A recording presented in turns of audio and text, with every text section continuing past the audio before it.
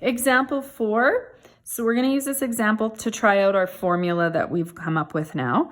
Use the formula to determine the surface area of a right square pyramid. Again, this formula only works if it's a square pyramid. If it's a rectangular pyramid, you wouldn't be able to use the formula. You'd have to break it up into different surface area pieces. So this has a base dimensions of 8 feet by 8 feet. So I'm just going to draw that in here. So that's 8 by 8 feet. Okay. Now, has a height of 16 feet. Height is different than slant height. Slant height is along this triangle's face right here. That's slant height. Height would be this distance straight down to the middle of my pyramid and out this way. So this would be a right angle here. This would be the height. So if that's the height of 16, I have to use that to find my slant height. So it's kind of messy in there. I'm going to redraw this triangle right here. So this triangle I'm using with my pen here is there. That'll allow me to find the slant height when the height is 16. Now this distance along here is halfway from the 8. So this is a distance of 4 feet. Now I have a right triangle and I can use Pythagoras theory. C squared equals A squared plus B squared. And we're going to find our slant height using this.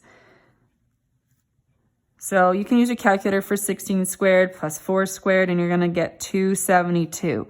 So the slant height is the square root of 272. You don't want to round this number off, but you want to still have an idea that you're on the right track. 16.4924, etc. feet. It makes sense. The hypotenuse has to be longer than the height. So this isn't a lot longer. So this is where rounding is important. If you rounded this to 16, there's no difference between the height and the slant height, and you're not going to get the right correct answer. So you cannot round that off. You can even leave it as square root of 272 a little bit in your work. So now let's use this formula right here. So we want to get in the habit of identifying the formula you're using. So you're going to write it out. 1/2 slant height times perimeter of base. Let's abbreviate that there. Plus the base area. So slant surface area is 1/2. My slant height is 16.4924 ... whatever's left in your calculator. Times the perimeter of the base. So 8 plus 8 plus 8 plus 8, or 8 times 4 is 32, or you can go 8 times 4. You can do that in your head. That's great. 8 times 8 is the area of the base. Maybe I'll show some work there on that one. So 64 is the area of the base. In your calculator, you have this number already. Don't hit clear on your calculator.